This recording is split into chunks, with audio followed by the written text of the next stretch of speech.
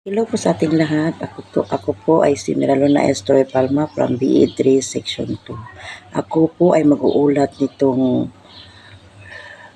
tungkol sa panitikan sa Rion Jess sa Hilagang Mindanao. Ang panitikan sa Rion Jess sa Hilagang Mindanao ay ang Rion 10 ay binubuo ng 5 lalawigan. Bukidnon, kabisera nito ay Malaybalay City. Camiguin, kabisera nito ay Mambahaw. Lanao del Norte, kabisera nito ay Tubod.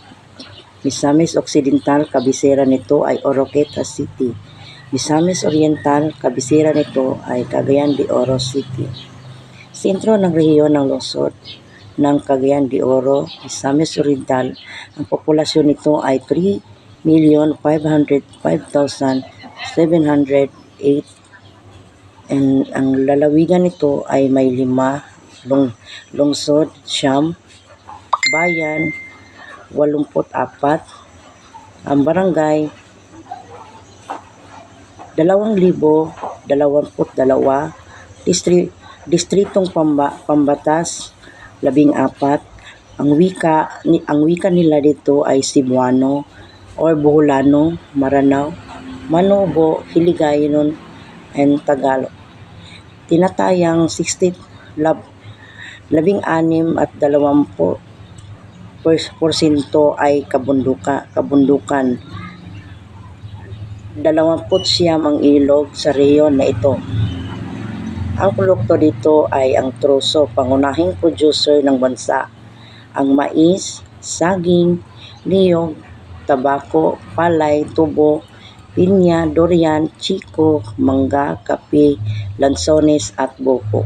At ang yamang mineral nito ay ang metal, manganese, chromite, gold, silver, and nickel. Ang hanap buhay nila dito ay ang pangingisda, paninisid ng perlas, pagsasaka, popular dito sa Rinjite sa mga perlas at corales o mahilig sa mga pagkaing may gata at paminta ang mga taga-Hilagang Mindanao.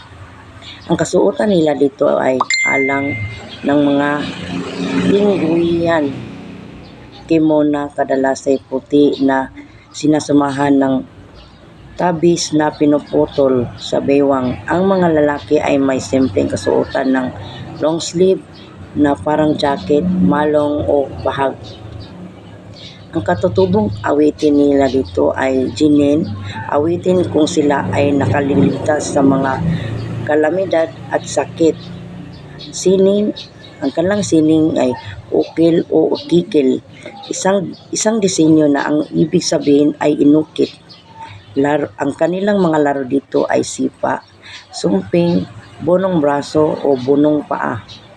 Ang musika nila dito ay kubing, uri ng instrumentong hinahanapan ng parang silindro na yari sa kawayan. Kulintang, instrumentong ginagamit tuwing may sayawan o pagtitipon. Taguktok, instrumentong ginagamit tuwing nag-aani ng palay, sinasabihan din ito ng sayaw. Gabang, instrumentong pangmusika na karaniwang tinutugtog ng mga babae, tinutugtog din ito tuwing may kasalan. Mga pagdiriwang sa Hilagang Mindanao: Kaamulan Festival sa Bukidnon, Lansones Festival sa Camiguin, Diande Festival Iligan City, Kaliga Festival sa Hingoog City, Barutotira Festival Hingoog City, Lobi-Lobi Festival Hingoog City, Cagayan Festival sa Cagayan de Oro City, Sakay Lambago Festival Cagayan de Oro City, Tabanog Festival Oroqueta City, Dalit Festival Tanggob City, Subayan Cake Subanon Festival Osami City, Balls of Fire Festival El Salvador City. Ang Bukidnon, Malaybalay City, the pineapple capital of Asia, the food basket of Mindanao. Malamig ang klima ng lugar na ito. May dalawang uri ng taong narinahan dito, Manobo, Bukidnon, sa Kapatagan. Ang hanap buhay nila dito ay pagsasaka, pangingisda, paggawa ng iba't ibang mga bayong na may iba't ibang uri ng disenyo na tinatawag na nilang logo. Tatlong uri ng logo: binabangan, kinubaka, bintuan, panulaw ang tawag nila sa pagboborda, at ang nabordahang damit ay tinatawag na pinanulawan. Kilala ang Bukidnon sa 7 talampas na may pantay-pantay ang taas ng pantay-pantay ang taas. Ganoon din ang 7 bundok nitong pinaghihiwalay ng mga pangin at lambak.